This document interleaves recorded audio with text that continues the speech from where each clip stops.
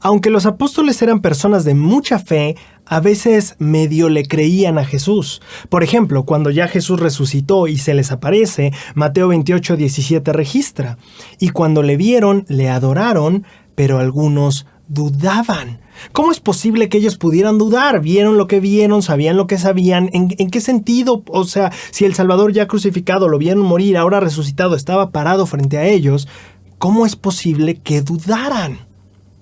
Bueno, creo que esto es un reflejo, la explicación de esto nos demuestra mucho el crecimiento que nosotros tenemos en nuestra fe y nuestra creencia sobre Cristo. Es una fe y es un conocimiento que va creciendo paso a paso. Es decir, los apóstoles no tenían un conocimiento perfecto de Cristo de un momento a otro, sino que su conocimiento sobre su naturaleza, su carácter y su poder se fue construyendo poco a poco. Por ejemplo, vamos a ver algunos de los milagros que los apóstoles habían visto y cómo ese milagro les testificaba sobre cierto carácter, naturaleza o poder específico que Cristo tenía. De los primeros milagros que vieron fue el agua convertida en vino. Eso les testificó sin duda del poder para transformar elementos que tenía Jesús. Pero eso no era todo el poder de Cristo, porque más adelante, unos versículos después en las Escrituras, vemos que Jesucristo libera o más bien sana a un endemoniado en una sinagoga. Y entonces eso ya no solo nos testifica sobre el poder que Cristo tiene sobre los elementos, sino también sobre el poder que tiene sobre los espíritus inmundos. Pero eso no era todo. Algunos días después cura a un leproso y entonces aprendemos que no solo tiene poder sobre los elementos, transformándolos, o sobre los demonios, expulsándolos, sino también sobre la salud y la enfermedad. Pero eso no era todo, ¿verdad? Después vimos otro milagro cuando salva al siervo del centurión y esta es la persona que le dice: oye, yo sé que si tú lo mandas no tienes que ir a mi casa, sino que él se va a salvar. Y entonces Jesucristo lo bendice desde ahí y no tiene que estar presente físicamente. Y los apóstoles empezaban a aprender que Jesucristo no tenía necesariamente que tocar a alguien con su mano, que podía literalmente mandar que fuera sanado y se sanaría, no importa si Cristo no estaba ahí físicamente. Pero no era todo lo que los apóstoles tenían que aprender, ¿cierto? También tenemos, y esto es muy importante de ver, porque en este momento también los apóstoles se sorprenden mucho, cuando calma la tempestad. Pero ¿cómo? Si ya sabían sobre el vino convertido en agua. Bueno, sabían que podía transformar los elementos y fue en una porción chiquita, algunas así, bueno, no tan chiquita, pero era más controlada que todo un mar. Y ahora estaban aprendiendo que no solo Cristo podía transformar los elementos, sino controlarlos y en gran volumen. Entonces los apóstoles, como estoy mostrando ahorita, iban construyendo cada pilar de conocimiento sobre el poder de Cristo. Y de hecho no nos quedamos solo ahí. También tenemos el paralítico por el techo. Recuerden que lo bajan y los apóstoles aprenden que Jesús tiene potestad para perdonar pecados. También tenemos a la hija de Jairo, que es levantada de la muerte. Y entonces los apóstoles aprenden, no solo salud y enfermedad, no solo elementos, no solo espíritus inmundos, también la vida misma. Él tiene potestad sobre la vida misma. Y bueno, también vemos el alimentar las multitudes, que no solo Cristo tiene poder para regresar la vida, sino también para sustentarla. Entonces, cada milagro parece ser parte de un testimonio que los apóstoles estaban adquiriendo para entender y completar su conocimiento del poder de Cristo. Ahora, ¿cómo es que viendo todo esto en ese momento, cuando Cristo estaba resucitado enfrente de ellos, algunos dicen, ¿dudaban?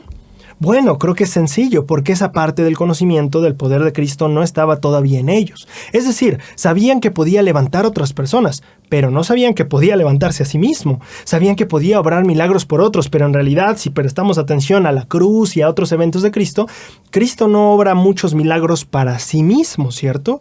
Y tiene sentido, ¿sabes? Si tú conoces a alguien que hace muy bien trabajo en vida, eso no quiere decir que lo haga también en muerte. Digamos, un buen carpintero, no importa qué tan buen carpintero sea, no puede hacer su ataúd, ya que esté muerto, ¿cierto? Entonces parece ser que los apóstoles, en cierto sentido, veían el poder de Cristo con esta limitante mortal. Como si, bueno, estando en vida puede hacerlo, pero ya muerto como que se le acabó la magia. Y entonces se sorprenden. Claro, el carpintero muerto no puede hacer su propio ataúd, pero aquí está Cristo delante de ellos y entonces parece que lo creen o que tienen que creerlo de alguna manera. Lo estaban viendo frente a ellos. Pero, ¿cuál es la lección de todo esto? Creo que es una lección para todos nosotros, de cómo nuestro conocimiento, testimonio y fe se construyen.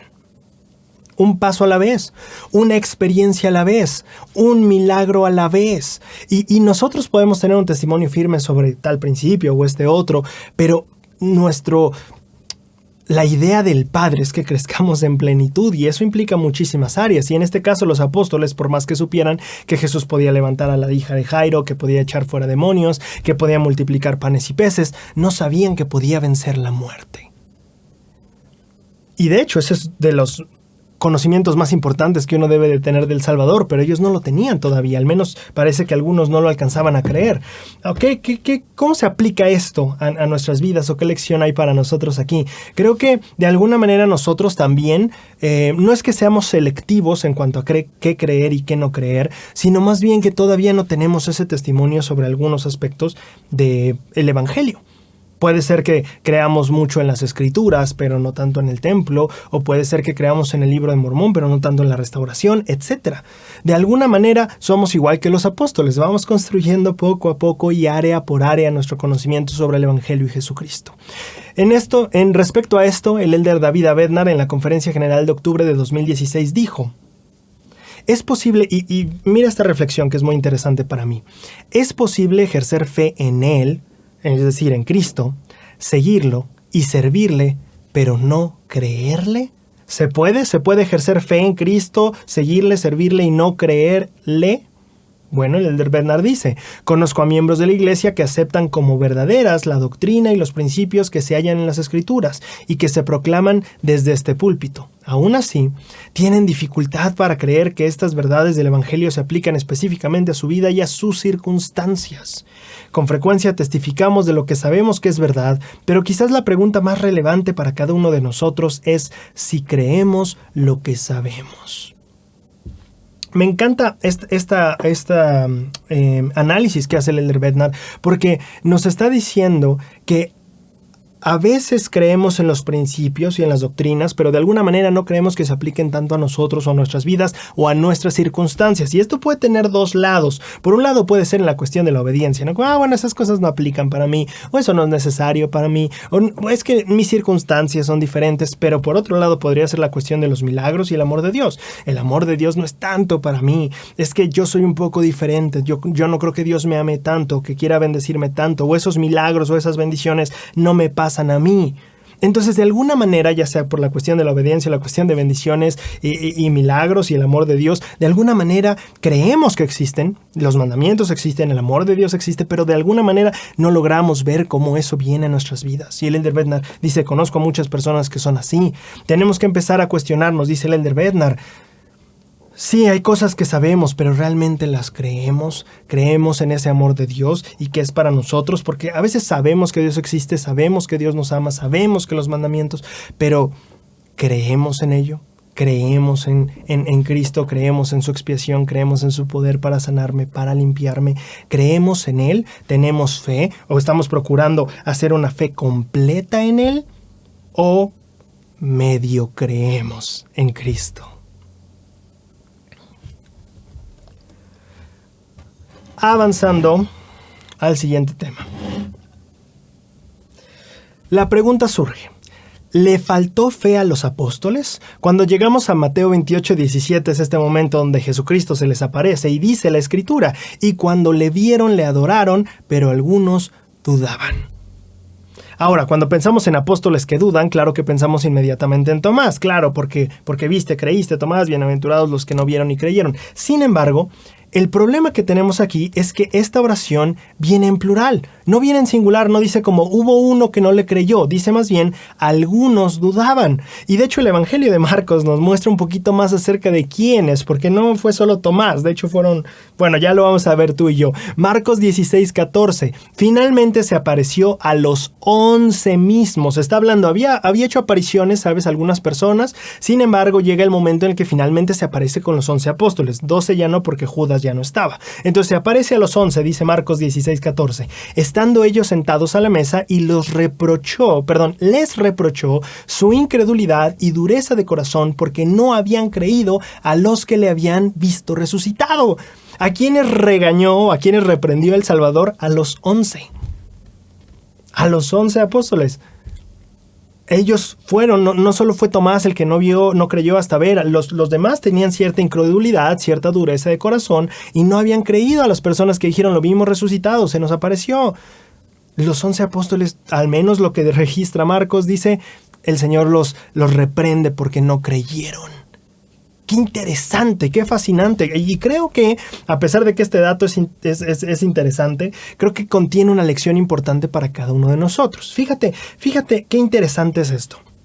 Los apóstoles tienen el llamamiento de ser testigos especiales de Jesucristo. Y en este aspecto, cuando llaman a otro apóstol para reemplazarlo, no sé si tú recuerdas, pero uno de los requisitos que tenían para el nuevo apóstol era que hubiera visto al Señor, que hubiera visto al Señor resucitado, que fuera testigo ocular de que el Señor había estado aquí, había hecho milagros, había muerto, pero había resucitado.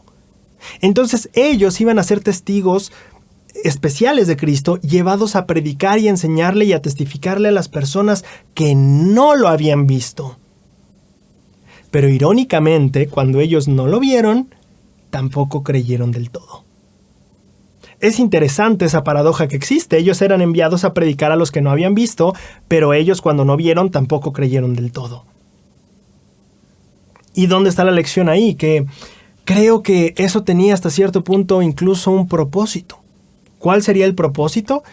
Que ellos, en este momento de no haber creído por no haber visto, al haber pasado por eso, ahora entendían perfectamente a los que les iban a predicar, que no habían visto y que en algún punto no creerían.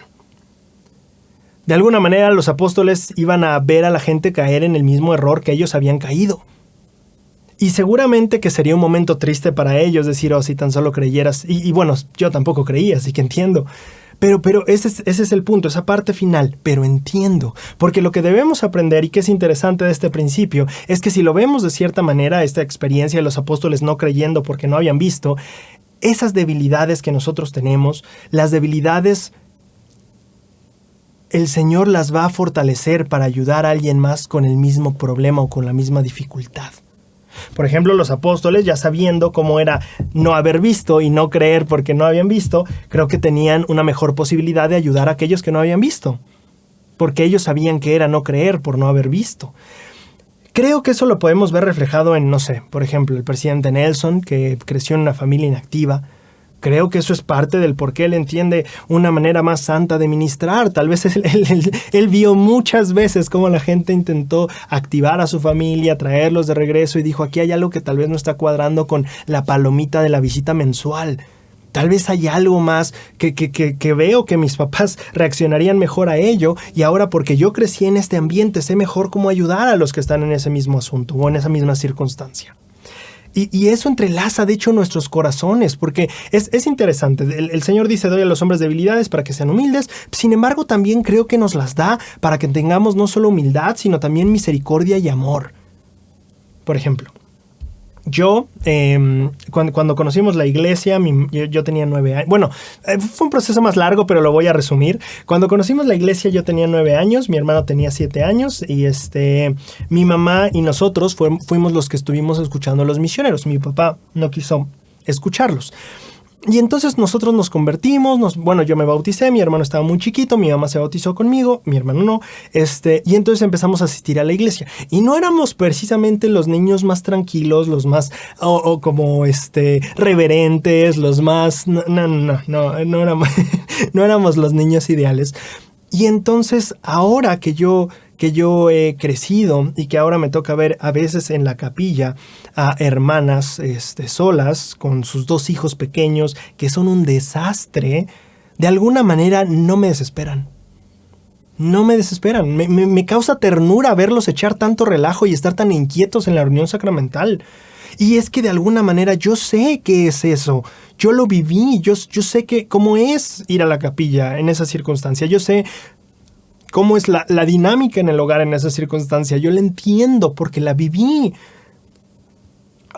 Y de alguna manera el amor que personas nos dieron en ese momento cuando éramos tan irreverentes y y corríamos en los pasillos. De alguna manera el haber estado en esa situación a mí me hace tener humildad de que yo no fui perfecto, pero también tener paciencia, misericordia y amor. Porque cuando veo a ese niño que se está subiendo los pies sucios a la silla del sacramental o a la banquita, y veo a la mamá que está luchando porque guarde silencio, no me desespero, me da ternura, me enternece el corazón verme en esos niños. Y creo que si nosotros aprendemos a ver nuestro pasado y nuestras indiscreciones y nuestra no perfección, no solo como algo que debimos madurar o quitar o algo que queríamos desechar, sino también como algo que nos capacita y prepara para servir con mayor amor a los demás. Por eso nos da el Señor debilidades. ¿Te imaginas que yo no hubiera sido el niño más perfecto desde chiquito? Juzgaría terriblemente a estos niños. No tendría amor, no tendría misericordia, no tendría humildad. Entonces me llama la atención el cómo podemos, tal vez los apóstoles aprendieron a ver así su incredulidad. Sí dice incredulidad, ¿verdad? No vaya yo a estarle agregando. Sí, incredulidad y dureza de corazón, dice la Escritura.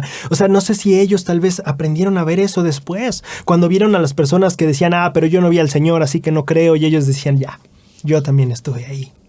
Y quizás en eso tal vez alguna parte de ellos se lamentó por no haber creído en su momento, pero otra parte de ellos se extendió en amor al decir, yo te entiendo porque yo estuve ahí, y yo sé que es difícil creer sin ver.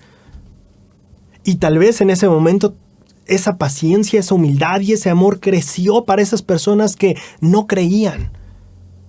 Porque era parte del desafío de ser apóstol. ¿Cómo le predico, cómo le enseño, cómo amo y le tengo paciencia a alguien que nomás no cree porque no ha visto?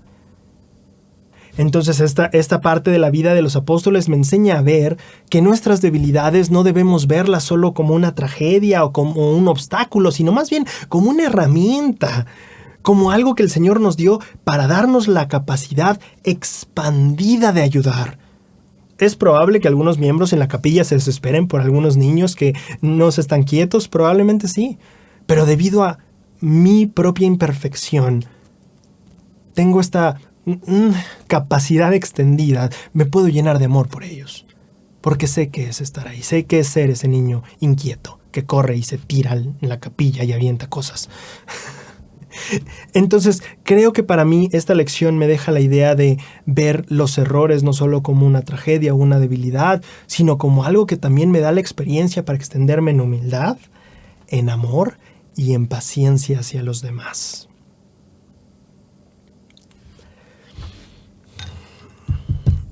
Vamos al siguiente tema.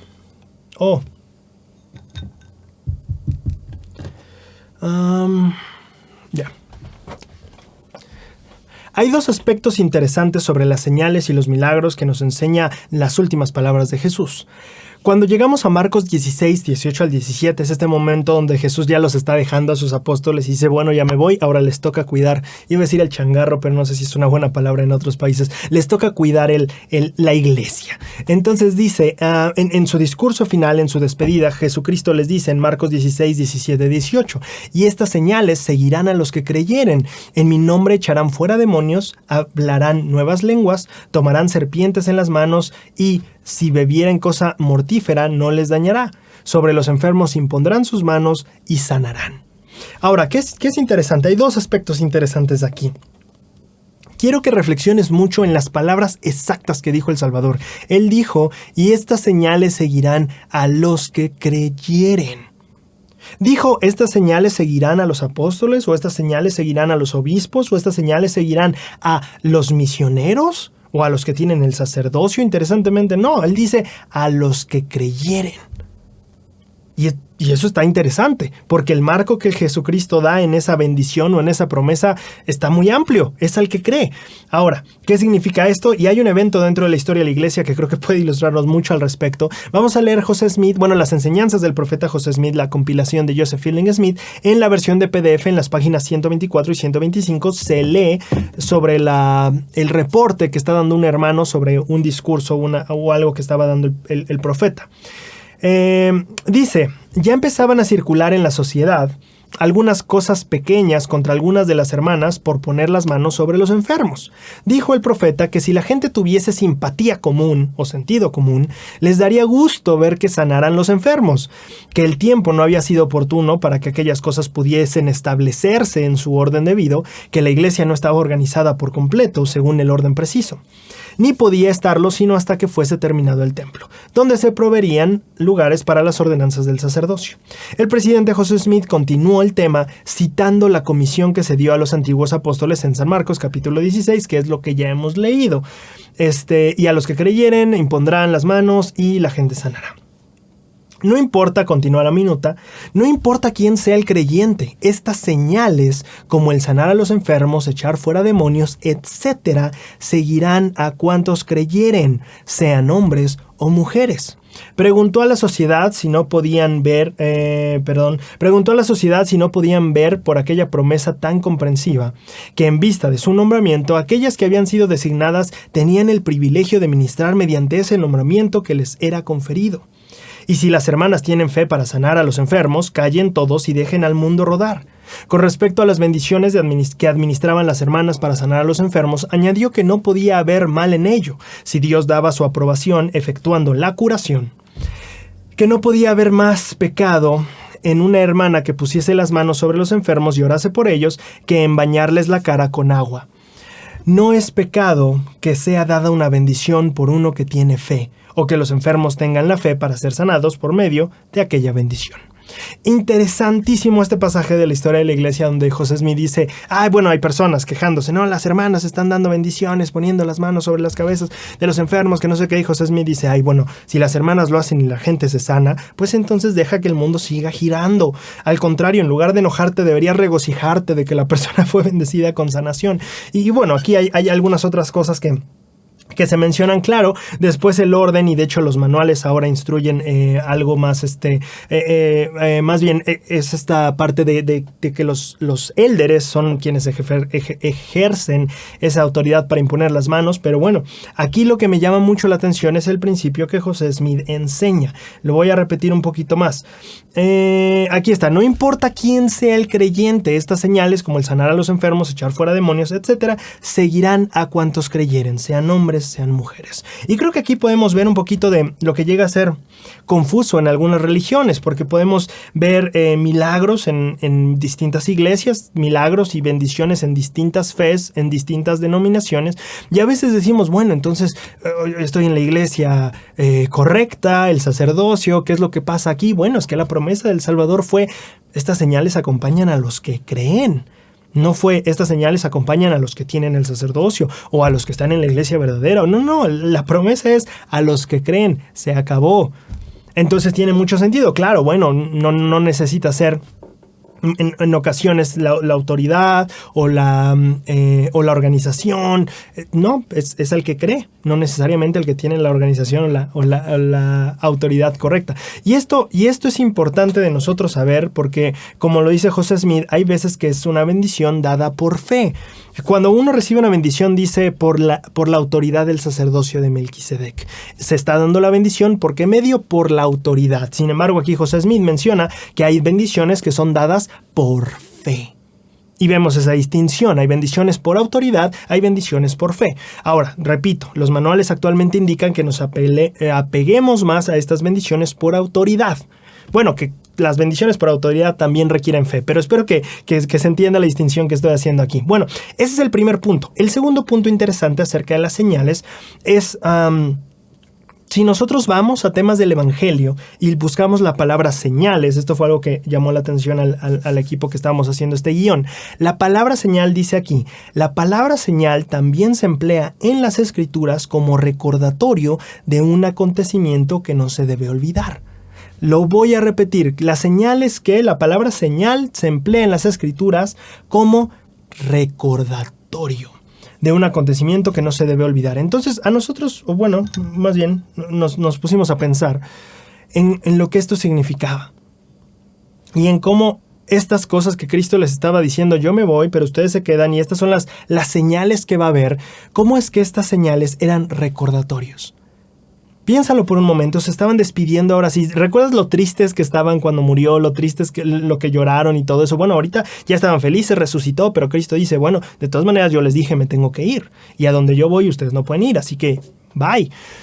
Pero Él les dice, esto es un recordatorio de algo que no deben olvidar. Estas bendiciones, estos milagros que van a poder ver los que creen, son para recordarte. Recordarte a mí, recordarte de que vine, de que estuve aquí, de que hice milagros, pero también de que debido a la obra que hice pagando por los pecados de todos, terminando los preparativos para el plan del Padre, ahora hay muchas más bendiciones disponibles para ti. Y estos milagros son parte de eso. Así que estas señales, estos milagros son recordatorios de mi poder, recordatorios de mi amor, recordatorios de mí. Y creo que nosotros podemos empezar a ver las señales como eso, los milagros como eso, no como algo que crea fe, sino algo que nos recuerda aquello que no deberíamos olvidar: Cristo, su poder y su amor por nosotros. Pasamos a un siguiente tema. ¿Qué forma tiene Dios? Muchas personas han leído y estudiado la Biblia tratando de entender qué forma o aspecto tiene Dios o cómo es que se ve. Y muchos se han apoyado en Juan 4:24, que dice: Dios es espíritu, y los que le adoran en espíritu y en verdad es necesario que le adoren. Ahora, este pasaje dice que Dios es espíritu, y muchas veces nos vamos por esa idea de que, bueno, Dios es este ser sin cuerpo, porque la Escritura dice que es espíritu. Pero la verdad es que, preguntan, ¿nosotros tenemos espíritu? ¿Nosotros somos seres espirituales también? Bueno, el hecho de que nosotros seamos seres espirituales no implica que no tengamos otros elementos o que otros elementos no conformen nuestro ser. Por ejemplo, pues la carne y los huesos que nosotros tenemos. Un ejemplo de algo así podríamos verlo en Lucas 24:39, donde Jesucristo, siendo resucitado, se aparece a los apóstoles y les dice: mirad mis manos y mis pies, que yo mismo soy. Palpad y ved, porque un espíritu no tiene carne ni huesos, como veis que yo tengo. Ahora, es interesante, nosotros no somos entonces, porque Cristo dice: un espíritu no tiene carnes y huesos, como tú ves que yo sí tengo. Nosotros somos seres conformados por dos partes: la parte física, que tiene que ver con carnes y huesos, pero también la parte espiritual. Somos seres que somos un espíritu dentro de un cuerpo físico. Entonces, cuando nosotros hablamos de Cristo, Cristo aquí no está diciendo que no tiene espíritu o que no es un ser espiritual, no. Lo que está diciendo es que no solo está conformado de espíritu, sino que aparte del espíritu también tiene cuerpo y huesos, carne y huesos. Entonces tiene un cuerpo físico, aparte de el espíritu que conforma su ser. ¿Tiene sentido? Espero que lo tenga. Entonces, estamos hablando de que nosotros, como seres mortales, estamos conformados de espíritu y cuerpo, pero también Cristo lo estaba después de su resurrección. Cuando culminó la obra y fue resucitado y va al Padre, Él es un ser de espíritu y cuerpo y hueso. ¿Ok? Entonces, esto nos lleva a entender un poco de la naturaleza de los seres celestiales, que no necesariamente solo un ser espiritual, sino también consta el cielo de seres resucitados, tal como Cristo, porque Cristo cuando se va no dice: dejó el cuerpo, lo dejó ahí colgado, lo guardó y se fue. No. O sea, Jesucristo asciende con todo y su cuerpo de carne y huesos. Entonces en el cielo hay seres resucitados que constan de espíritu y cuerpo físico, es decir, carne y hueso. Tiene sentido, junto, tal como nosotros, pero en un estado perfecto, no como nosotros que nos enfermamos y morimos, sino en un estado de perfección. Esto nos lleva, como santos de los últimos días, o más bien esto es parte de la creencia que tenemos como santos de los últimos días sobre el aspecto o la forma que tiene Dios. Cuando nosotros leemos en la Liaona de junio de 2021 hay un artículo llamado ¿Qué es la Trinidad? Y en este artículo se lee lo siguiente: Dios tiene un cuerpo resucitado de carne y huesos. Es el Padre de nuestro espíritu. Él ama a cada uno de sus hijos de manera perfecta. Dios es perfecto, tiene todo poder y sabe todas las cosas. Es justo, misericordioso y bondadoso. Ahora, ¿cuál es lo importante aquí a nivel doctrinal que estamos aprendiendo? Bueno, que Dios tiene un cuerpo resucitado de carne y huesos. ¿Eso quiere decir que es corrompible por la carne? No. Si dijéramos eso, diríamos que Jesucristo cuando se resucitó también era corrompible o que hubo maldad o pecado en él. No, él vivió una vida perfecta. Era el cordero limpio para el sacrificio. Entonces, el cuerpo, la carne, los huesos no necesariamente representan impureza. Lo hacen en nosotros, sí, porque estamos en un estado mortal, pero para los seres resucitados como Cristo, por ejemplo, no. Y también Cristo cuando estuvo aquí en la carne tampoco. Pero bueno, entonces mi punto es, Dios tiene un cuerpo resucitado de carne y huesos. Es un ser espiritual, pero también físico, ¿sabes? Así como nosotros lo tenemos aquí, pero Él es perfecto, nosotros no. Esa es la gran diferencia. Ahora, el artículo continúa. Jesucristo también tiene un cuerpo resucitado de carne y huesos. Él es el Hijo primogénito de Dios. Antes de que naciéramos, Dios lo eligió para ser nuestro Salvador. Entonces, el Padre y el Hijo cuentan con cuerpos de carne y hueso, tal como nosotros, pero perfectos, no como los nuestros, que no son perfectos. Ahora, viene el tercer miembro de la Trinidad. El Espíritu Santo, dice el artículo, es el único miembro de la Trinidad que no tiene un cuerpo físico. Tiene sentido, porque si no, justo su nombre, Espíritu Santo. Es un espíritu. Él sí está limitado a esta parte todavía. Él es un espíritu. El Espíritu Santo es capaz de comunicarse directamente con nuestro espíritu. Nos testifica que Dios es real y que Jesucristo es nuestro Salvador. Entonces, Dios, el Padre, Jesucristo tienen cuerpos de carne y hueso. El espíritu no lo tiene, es justo su papel para comunicarse con todos nosotros, espíritu, y no tiene forma física, ¿vale? Y de hecho, esto tiene mucho sentido porque si nosotros fuimos creados en una forma física, tiene sentido que Dios sea en una forma física. Cuando leemos Génesis 1, 26, 27, dice, dijo Dios, hagamos al hombre a nuestra imagen, conforme a nuestra semejanza. A nuestra imagen significa como nosotros nos vemos. A nuestra semejanza es parecido a nosotros. Entonces, ¿qué es lo que hizo Dios? Nos creó como Él se ve. Nos hizo como Él está hecho. Nuestra imagen es semejante a su imagen. De hecho, en Enseñanzas del Profeta José Smith, la compilación de Joseph Fielding Smith, en la página 193 de la versión de PDF, dice, Dios es un hombre glorificado y está sentado sobre su trono allá en los cielos. Este es el gran secreto. Si el velo se partiera hoy y el gran Dios que conserva este mundo en su órbita y sostiene todos los mundos y todas las cosas con su poder se manifestase a sí mismo, digo que si fuerais hoy a verlo, lo verías en la forma de un hombre, así como vosotros os halláis en toda la persona. Imagen y forma misma de un hombre. Porque Adán fue creado a la misma imagen y semejanza de Dios, y de él recibió instrucciones y anduvo y conversó con él como un hombre habla y se comunica con otro. El profeta José Smith enseña, Dios, si tú vas a ver, si el velo se parte, si Dios se para frente a ti, lo que vas a ver es la figura de un hombre, porque nosotros estamos hechos a su imagen. Entonces verías más o menos tu misma imagen. Bueno, no es como que se parezca, esté morenito, no sé, o sea, eso ya que si tiene muy tupidas las cejas, no sé, eso no sé, pero estamos hechos a semejanza con esas mismas facciones. Esas facciones que son comunes y constantes en nosotros son por eso, porque estamos hechos a esa semejanza que Él sí tiene. Entonces, ¿qué forma tiene Dios? La de un hombre, porque nosotros, es decir, el hombre, fue creado a su imagen.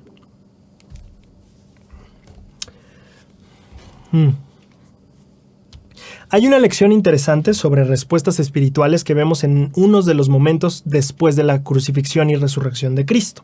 Este pasaje en Lucas 24, donde hay personas, dos discípulos que están caminando por el camino y Jesucristo los empieza a acompañar, pero sus ojos están velados y entonces no pueden reconocer al Salvador, pero empiezan a platicar con él y entonces el Salvador les empieza a enseñar cosas, etc. Y entonces llega un momento donde ellos ya por el camino ya llegan a su destino y el Señor parece que va a seguirse de largo. Conocerás el relato, le dicen quédate por favor.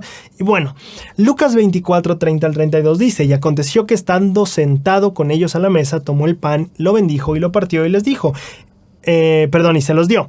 Entonces fueron abiertos los ojos de ellos y lo reconocieron, mas él se desapareció de su vista. Ahora la pregunta viene, ¿por qué el Señor haría esto? Porque está bastante como, es que no quiero decir chistosa para no sonar irrespetuoso, pero es curiosa este patrón, ¿no? Como de, me aparezco, estoy con ellos, ya me reconocieron, me desaparecí, ¿no? Y uno dice, ¿por qué? ¿Por qué irse cuando lo reconocieron? ¿Por qué no reconocerlo desde el inicio? Si su idea era testificarles de su resurrección, que ellos supieran que Él estaba ahí, ¿por qué los ojos velados? Dice el pasaje, ¿no? Creo que tiene que ver todo con el versículo 32. Dice, y se decían el uno al otro, ¿no ardía nuestro corazón en nosotros mientras nos hablaba en el camino y cuando nos abría las Escrituras? Quiero que pienses por un segundo en esto. Ellos dicen, oye, espérate tantito, ya no está, pero ¿te acuerdas cuando veníamos caminando con él, cómo nos sentíamos? ¿Qué hubiera pasado si Cristo se hubiera presentado siendo Él? Sin dejar que ellos escucharan las escrituras, la interacción hubiera sido muy diferente. Ahí creo que viene la respuesta de por qué velar sus ojos por un instante. Porque ellos tenían que apoyarse no en la vista, es el Señor, allí está, lo estoy viendo, sino más bien en lo que el Espíritu les dijera, lo que ellos estaban sintiendo en su pecho, en su interior. Y que de hecho, interesantemente, no es como que se dieron cuenta en el momento, fue más adelante, cuando reflexionando en el día, dijeron, espérate, sí sentí algo, sí hubo algo en mí, tal vez en el momento no lo reconocí del todo, pero sí sentí esto, sí experimenté esto. Entonces, la primera lección que vemos aquí de las respuestas espirituales tiene que ver con las respuestas que no necesariamente son tan físicas y evidentes ante nuestros ojos, porque a veces nos gustaría, Señor, tú voy a hacer un volado y lo que caiga es a donde voy, tú dime a dónde ir, y es como, no, espérate, muchas veces no es con la vista física, muchas veces tiene que ver, y la mayoría de las veces tiene que ver con lo que vas a sentir. Entonces creo que los ojos de ellos estaban velados para que distinguieran ese ardor en el pecho que debían sentir. Ahora con el Espíritu Santo. Era como, ¿recuerdas que es esta parte? Jesucristo les dice, si yo no me voy, el Espíritu Santo no viene, yo tengo que irme. Ustedes tienen que empezar a vivir no tanto por lo que yo les estoy diciendo en este momento y porque me tienen aquí, sino porque aprendan a recibir y a escuchar al Espíritu. Y parece que esto era parte de como ese entrenamiento que los discípulos tenían que tener. Ya no puedo presentarme ante ti físicamente diciendo soy Jesús, haz esto, haz aquello. No, tienes que empezar a distinguir el Espíritu que te dice es por acá, es por allá, es de esta manera, esto es verdad, esto no. Entonces parece que eso era parte de lo que tenían que experimentar. Mira, la mayoría, y esto es importante también, creo que es una segunda lección de lo que estamos aprendiendo aquí. La mayoría de las veces el ardor en el pecho, del que habla incluso Doctrina y Convenios 9.8, no va a venir cuando todavía estemos de rodillas. Fíjate qué interesante. ¿Qué es lo que pasa? Ellos sienten, ellos lo reconocen. Ellos dicen, oye, cuando lo reconocí, ¿cómo me sentí? Cuando lo vi físicamente, ¿cómo me sentí? No, ellos dicen, cuando estábamos hablando por el camino. Entonces, este tipo de experiencias espirituales muchas veces no van a venir cuando todavía estemos de rodillas, sino mientras vamos por el camino, mientras vamos sirviendo, mientras leemos las escrituras, mientras preparamos una clase para los niños, mientras cortamos el pasto, mientras vamos en nuestra vida. Ahí es donde vamos a sentir ese gozo en el pecho, haciéndonos saber que lo que estamos haciendo es bueno. ¿A ellos les pasó? Y creo que es una excelente lección de Cristo dándonos a todos es así como deben de aprenderlo, es así como deben de sentirlo. Mientras estamos en el camino puede que a veces por nuestras vidas, lo ajetreado que estén o lo tristes que estén, no alcancemos a ver muy bien, nuestros ojos estén como velados, pero nos puede acompañar el ardor en el pecho que el Espíritu del Señor nos da. Y creo que si nosotros aprendemos estos dos principios importantes. Uno, Jesucristo muchas veces no va a aparecerse, no va a darnos las indicaciones físicas o visibles. Va a tener que ser por lo que siento y por el Espíritu. Pero dos, también entender que no es exactamente cuando yo digo estoy triste o estoy haciendo mi oración. Muchas veces es cuando estoy en el camino. Cuando estoy avanzando, cuando estoy sirviendo, cuando estoy ministrando, cuando estoy leyendo. Cuando estoy yendo por el camino vienen estas impresiones. El Señor se comunica con nosotros, tal vez ya no tan físicamente como en aquellos tiempos hubo un momento en el que lo hizo, pero sí por medio de su Espíritu. Y es importante saber que esa comunicación se va a dar principalmente cuando nosotros estemos por el camino. En esta misma idea de lo que estaban aprendiendo los apóstoles, no eran apóstoles, los discípulos, hay una lección más. Parece ser que incluso con la resurrección de Cristo o incluso con su crucifixión y con todo el tiempo que pasaron los discípulos con él, parecía que seguían sin entender el motivo principal de la venida de Cristo. Vamos, ¿para qué vino el Mesías?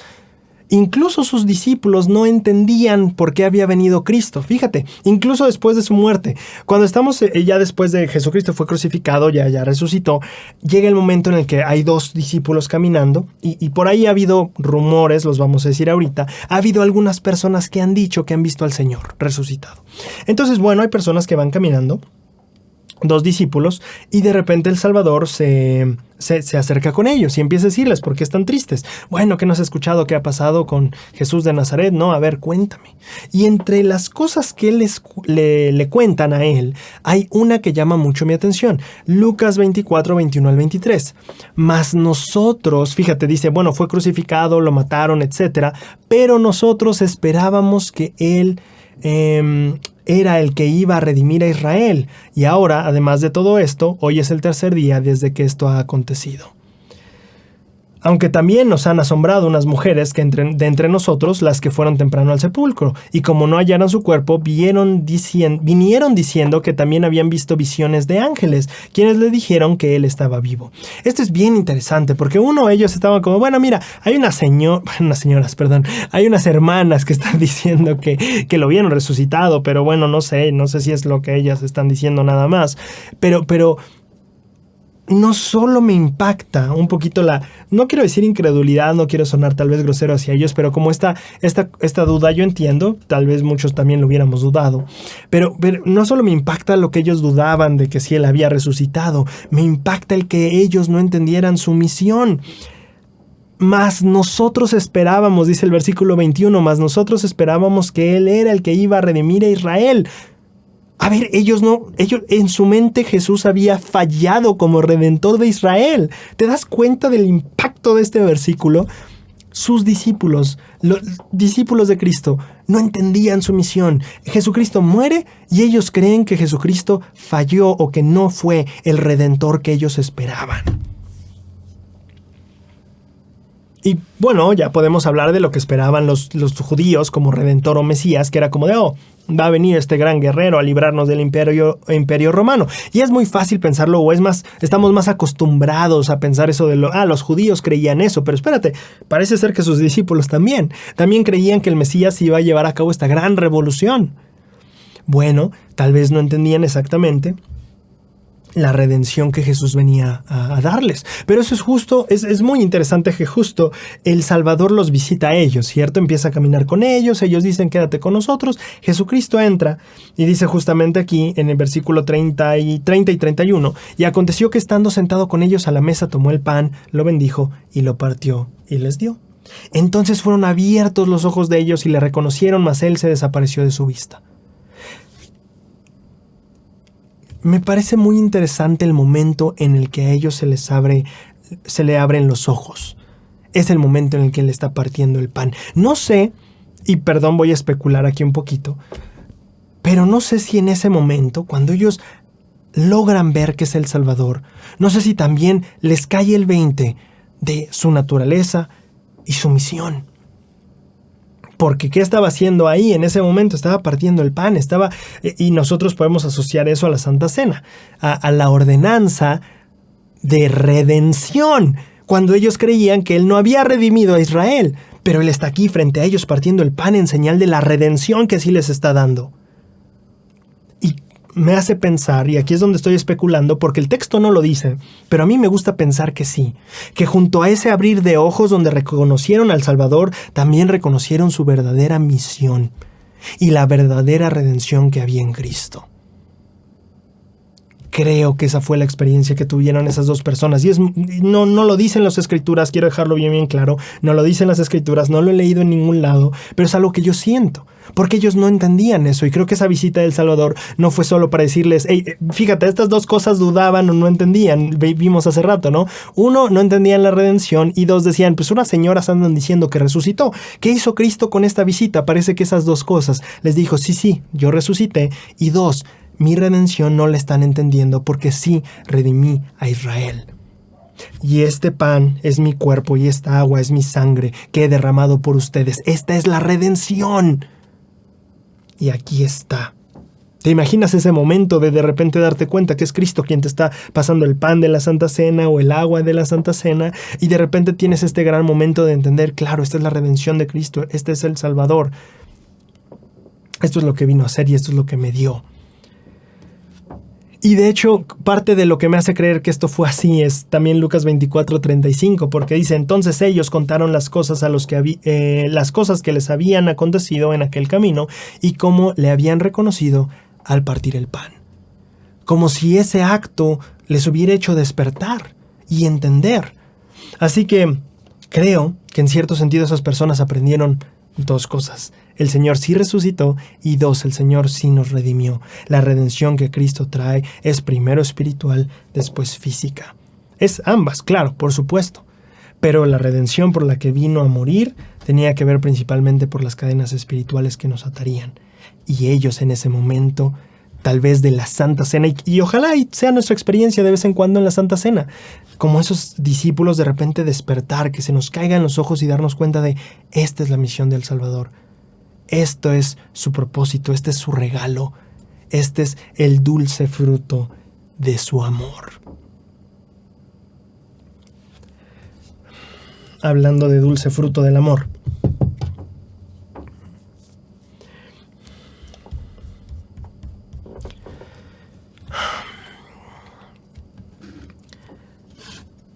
así como los apóstoles seguramente se sintieron algo solos o incluso abandonados cuando Jesucristo ya no estuvo con ellos, va a haber momentos en nuestra vida en las que nos sintamos así. Vamos, Él vino, pagó por nuestros pecados, dio su vida por nosotros, pero hay veces en las que vamos a sentirnos solos. Hay veces que lo que sepamos sobre Cristo no va a ser suficiente para hacernos sentir o evitar la soledad. Pero aquí viene algo que me llama la atención mucho en estos momentos finales que tiene Jesús antes de despedirse de sus apóstoles y dejarlos, entre comillas, solos. Mateo 28:20: y he aquí, estoy con vosotros todos los días hasta el fin del mundo. Amén. Me hace pensar un poco, ¿por qué estas son las palabras finales del Salvador? ¿Por qué no les dijo siempre cuídense, acérquense al Espíritu, o manténganse diligentes, oren siempre? ¿Por qué estas palabras son las finales? Creo que tenía que ver en parte por lo que él sabía que afrontarían los apóstoles. Digo, no todos afrontaron una vida muy placentera, muy cómoda, y pocos de ellos afrontaron un final tranquilo. Muchos de ellos iban a ser perseguidos, apedreados, golpeados, azotados, castigados, encarcelados y asesinados. Y estas palabras de Cristo creo que son este sello final que Él deja para recordarles a sus apóstoles: la vida va a ser difícil, a mí me crucificaron, probablemente van a tener el mismo final ustedes, pero yo estoy contigo hasta el fin. Y no solo dice hasta el fin, dice todos los días. Ahora, esta promesa, y esto es lo bonito de este pasaje, ¿esta promesa es solo para los apóstoles? ¿Para los que fueron llamados a ir a través de todo el mundo a predicar y morir por el Evangelio? No. Y de hecho creo que lo demuestra la experiencia de Esteban. ¿Recuerdas a Esteban, esta persona que discute con, bueno, les predica a los judíos, ellos se enojan y al final dicen vamos a apedrearlo, y llevan a Esteban? Hechos 6, 7 está este relato, esos dos capítulos. Y entonces lo apedrean, y cuando está siendo apedreado, Esteban ve como que se abren los cielos y entonces ve a Dios y a su Hijo. Y esta experiencia a mí me hace ver cómo Esteban, que no era un apóstol, contaba con esa promesa. Él estaba hasta el final con Cristo y Cristo estaba hasta el final junto a él. Allí estaba en ese momento, junto a él. Y para mí eso es reflejo de lo que esa promesa es para nosotros. Esa promesa es para todos. Me voy, no voy a estar contigo físicamente, no voy a poderte dar un abrazo tal cual, ni voy a poder estar aquí multiplicando tus panes en los problemas económicos, ni calmando las aguas en las tormentas de tu vida. Tal vez físicamente no voy a estar, pero quiero que te quede bien claro que todos los días estoy contigo. Hasta el final. No hay un solo día que, si tú me lo permites, no hay ni un solo día que no esté. En la conferencia general de abril de 2014, Jen A. Stevens compartió el siguiente relato. Una tarde, al acercarse la noche, estaba conduciendo en compañía de mis hijos cuando vi a un niño que caminaba a lo largo de la calle desolada. Después de pasar junto a él, tuve la clara impresión de que debía volver y ayudarlo. Pero me preocupó que el niño se asustara al ver a una persona extraña que parara su auto a su lado durante la noche, así que seguí conduciendo. La fuerte impresión volvió otra vez con estas palabras en mi mente: ve y ayuda a ese niño. Conduje hasta donde estaba y le pregunté: ¿necesitas ayuda? Tuve la impresión de que debo ayudarte. Se volvió hacia nosotros y con lágrimas corriendo por las mejillas le dijo: ¿podrías? He estado orando para que alguien me ayude. La hermana Stevens continuó su oración solicitando ayuda. Fue respondida mediante la inspiración que vino hacia mí. Esa experiencia de recibir la guía tan clara del Espíritu dejó en mí una impresión inolvidable que todavía conservo en mi corazón. Ahora, dice ella, después de 25 años y mediante una tierna misericordia, hace unos pocos meses me volví a contactar con ese muchacho por primera vez. Descubrí que la experiencia no es solo mi historia, sino que es su historia también. Derek Nance es ahora un padre que tiene su propia familia. Él tampoco ha olvidado esa experiencia. Ha contribuido a que nosotros establezcamos un fundamento de fe en que Dios escucha y responde nuestras oraciones. Ambos la hemos utilizado para enseñar a nuestros hijos que Dios vela por nosotros y que no estamos solos. Esa noche, Derek se había quedado después de la escuela para una actividad y había perdido el último autobús. Como adolescente, se sintió seguro de que podía llegar a casa, por lo que comenzó a caminar. Había pasado 1 hora y media caminando por la carretera solitaria, todavía a kilómetros de su casa y sin casas a la vista. Estaba asustado. En su desesperación fue detrás de una pila de grava, se puso de rodillas y le pidió ayuda al Padre Celestial. Solo unos minutos después de que Derek regresara al camino, me detuve para proporcionarle la ayuda por la cual él había orado. Ahora, muchos años después, Derek recuerda: el Señor estaba al tanto de mí, un muchacho delgado, de visión limitada. A pesar de todo lo que ocurre en el mundo, Él fue consciente de mi situación y me amaba lo suficiente como para enviar ayuda. El Señor ha respondido mis oraciones muchas veces desde aquella carretera abandonada. Sus respuestas no siempre son tan claras e inmediatas. Pero el que sea consciente de mí es tan evidente hoy como lo fue en aquella noche solitaria. Cada vez que las oscuras sombras de la vida me agobian, sé que Él siempre tiene un plan para conducirme a salvo a casa otra vez. Los apóstoles iban a enfrentar vidas difíciles. Iba a haber muchas carreteras solitarias en su camino. Y en el nuestro habrá algunas de ellas también.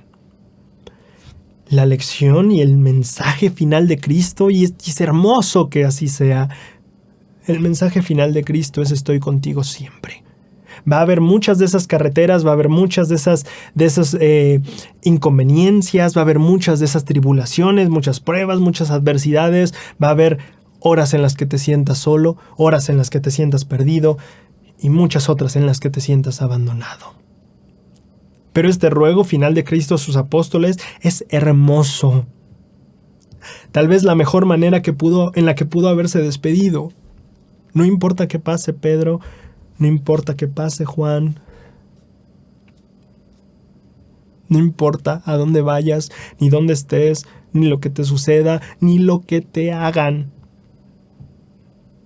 Nunca olvides que yo estoy contigo todos los días, hasta el final.